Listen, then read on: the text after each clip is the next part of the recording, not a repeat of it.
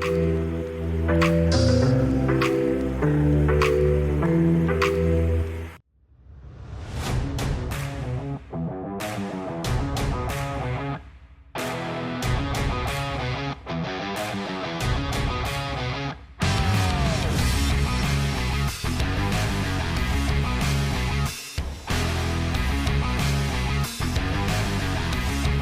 everybody, it's Ben in Beta, and today I wanted to do a 2-month update and just impressions on the Kuat Ibex bed rack. I also wanted to talk a little bit about the advantages and disadvantages of running it in both the mid-height and the full height, and just why I think this is the best rack on the market for anybody looking for a bed rack, especially if you're going to be using it for overlanding. I've had it for about 2 months, and I am part of the ambassador program for Kuat, and what that means is Kuat did send me all of the equipment that I'm talking about here today. That being said, we were going to purchase this no matter what, and I just happened to get lucky and they chose me to be part of the program. So that was fantastic for me, but we would have purchased most, if not all, of the things that you're seeing in this video today. And that's mainly because I do think it is actually the best bed rack on the market. I did a lot of research into them. I'll link the video above about the installation, why I chose this rack, all that kind of stuff, so you can go back and take a look at that if you haven't seen it yet. I'll also have links in the description for all the Kuat products. If you use any of those links, it does benefit me and the channel. I really appreciate that. If you do decide to purchase one of these and you use that link, that's super helpful to me. If you're not interested in any of that, that's totally okay as well.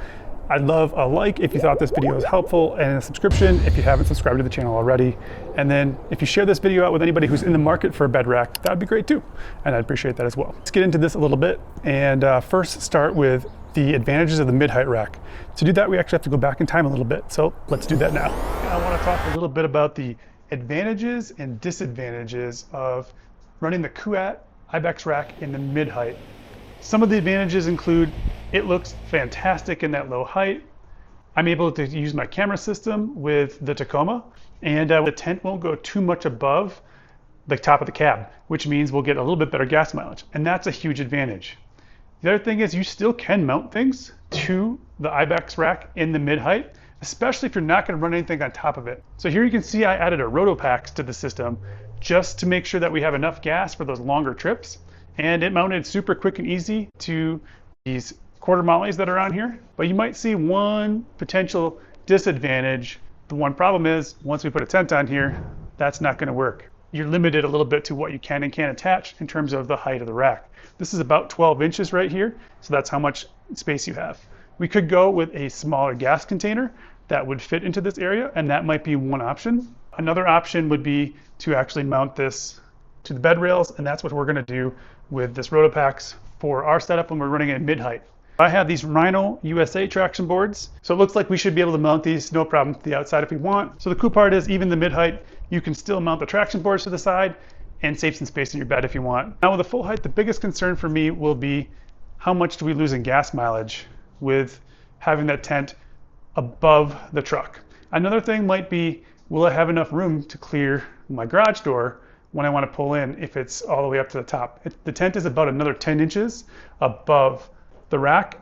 And lastly, if we end up going with the full panel kit on the side, you do have to use risers, and that's going to bring it up even higher. But if you're not going to be mounting anything to the top, the mid-height's a really great way to go if you have a lot of accessories you want to put on here, including that bike rack that fits on the side. All right, we just got back from the time machine, and now we can talk about the advantages of the full height rack. Again, the mid-height was fantastic. I liked the height of it, has lots of advantages, but the full height also has a ton of advantages. And obviously it's just more space. Mid-height rack with all the accessories was about 65 pounds. This is gonna run about 75 pounds with the accessories. The full height's a little bit heavier, but you can put a lot more accessories on it. I still haven't taken these tags off, I should probably do that. But the reason that you can run more accessories on this is the fact that many of the Kuat accessories actually require this center T-channel right here in order to mount. So the bottle opener needs one of these. The handrail is going to need one of those. I also have a front molly panel which would mount in between these two front sections here. I haven't put that on yet, but that gives you a little bit of mounting space kind of along the window, which is kind of cool, but still keeps the bed open so you can mount in your T-channel. I basically chose the same configuration in the full height as I did in the mid height with the smaller molly panels over here. And this allows you to reach into the bed when there's nothing blocking this, which is nice. So it gives you bed access, which is great, but still allows you to attach things to it. And then I went with a full molly panel here on this side. So the advantage here, obviously people can't reach into this side, which is great, and you can still attach all kinds of things outside here. And there's a lot more space to do that. So there are a few other big advantages of the full height rack as well.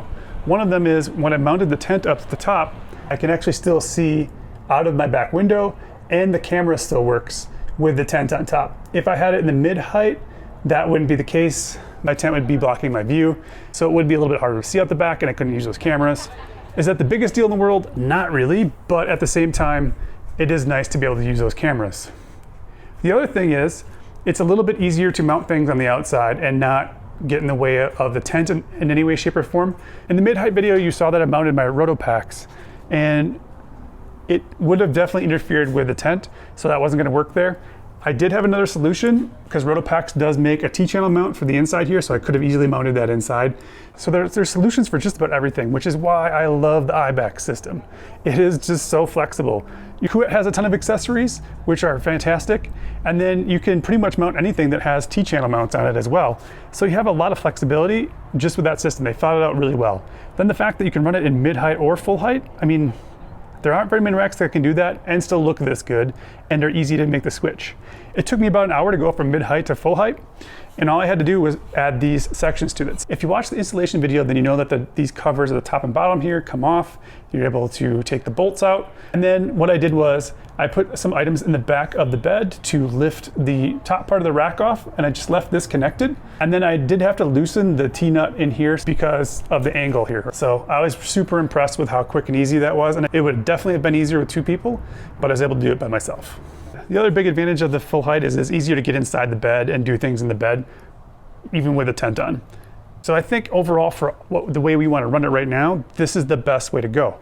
That being said, I don't have very much room between my garage door and my tent right now. When I got the tent, it actually had crossbars on the top where I could mount more stuff to it. I actually took that off to give myself enough room to feel safe, because I did rub a couple times with that on there.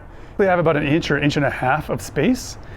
And if I ever decided to put a little bit bigger tires on here or lift this truck, that's when I might make some decisions. If I want to keep it in the garage, I'd maybe go back to the mid-height, and that would make more sense for me. If I can still do that with this rack. And that's why, to me, this is the most versatile rack on the market, and I think worth the money for sure. It's not even the most expensive rack on the market, which is also pretty amazing. If you watched my installation video, you know that they're coming out with a panel kit for the Ibex, and that will completely enclose this, basically creating a topper where you can still put a tent on top if you want and keep everything locked. It's basically accessible on all three sides, but it also keeps all your stuff safe. There just isn't any other rack on the market that can do all of that. At least not yet. Maybe there will be in the future. This has a 300-pound dynamic weight rating and a 1,200-pound static rating. That's quite a bit. This tent right here from 4x4 Colorado is 230 pounds, plus the stuff inside of it probably makes about 240, 245. And that means I still have some room for extra things if I want to put something on top of the tent someday, or if I want to mount other things to the rack itself. Anyway, I'd be interested in your opinion. What other racks are you using? This is the one I think is best, but it doesn't mean it's best for you. So what else is out there that you really like? What questions do you have about this Ibex rack that you want answered that I haven't answered so far? This thing has performed super flawlessly. Nothing has moved whatsoever on this rack.